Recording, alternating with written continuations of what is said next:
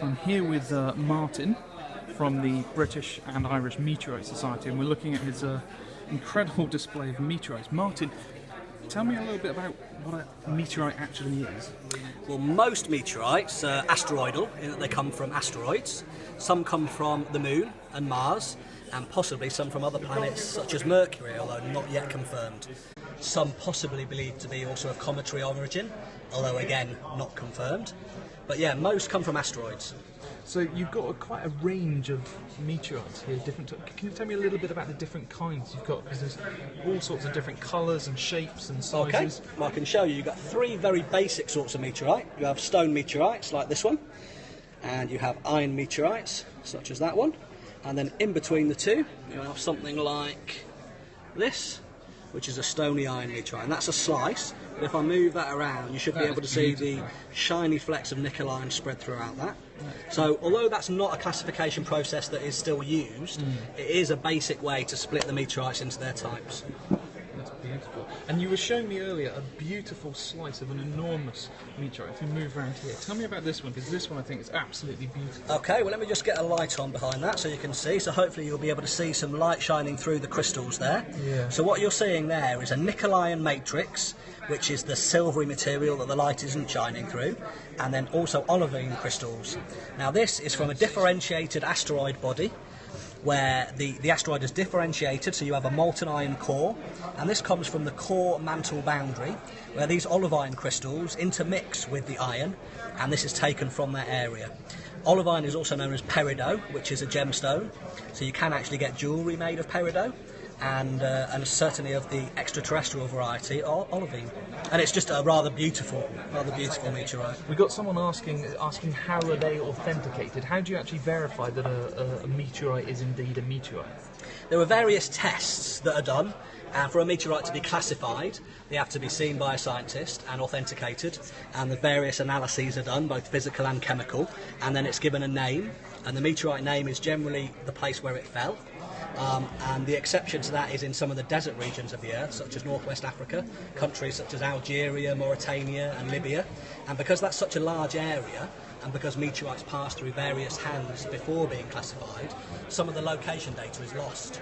So therefore, instead of being given a name, they're given an NWA number, Northwest Africa, and then a particular number. And those chemical analyses that are done, and they tell what particular sort of meteorite it is, so whether it is a stone meteorite or an iron meteorite, whether it comes from the Moon, whether it comes from Mars, and then further on into the classification process, what type of stone meteorite it is and what type of iron meteorite it is. You were showing me earlier these beautiful ones from the Chelyabinsk Fault, which I guess lots of people might remember occurred over Russia. Can you tell me a little bit about that meteorite there? It's got some beautiful sort of structures in it. Yeah, these are shock veins. So this is from a previous impact in space. So this specimen we're looking at here is a cross-section of a larger stone.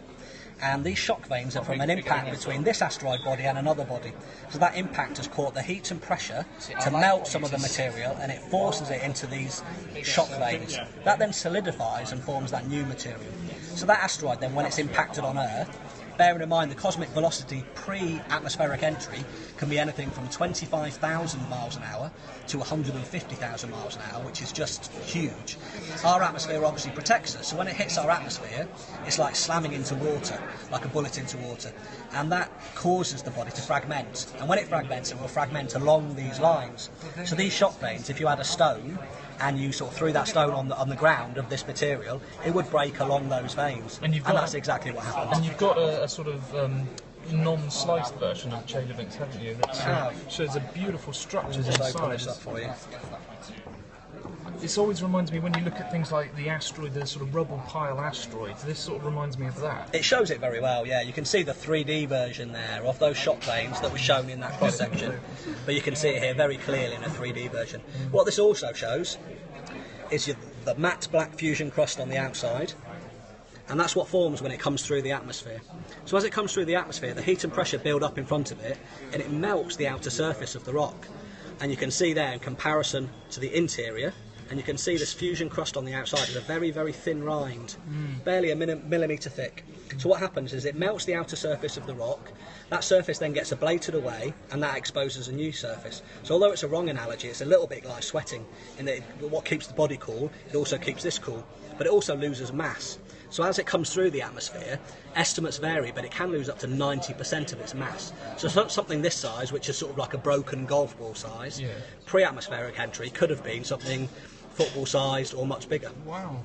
So some of these meteorites, they show those features known as chondrules. What are they? Chondrules are some of the first matter to coalesce from the solar nebula.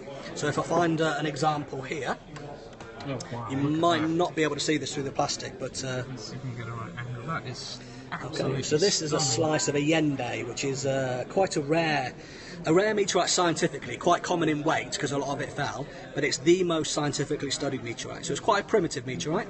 It's a stone meteorite classified as a carbonaceous chondrite, and further to that, it's what's called a CV3. And the chondrules that you can see there are all the round blobs there. There's a nice one there, a nice big round one by my little finger. Oh, yeah. And they're the first solid matter. So you have the cloud of the solar nebula of dust and gas, and those dusty particles, the first particles to coalesce and form small bodies. Now, these are the first solid bits of matter in our solar system. But what's even more important, if you like, scientifically, is these irregular grey-shaped blobs here. Now, they're called CAIs, calcium aluminium inclusions, and they are the oldest matter that we can physically date. And they, in fact, were scientifically tested, and they were the material that changed our known age of the solar system. That's remarkable. Well, thanks, Martin, for that. And if you're at the Northwest Astronomy Festival, come and visit Martin. He's on the stand Please here. do. And he's got some amazing meteorites that you can have a look at and even pick up and have a look at. Right, see you again next time.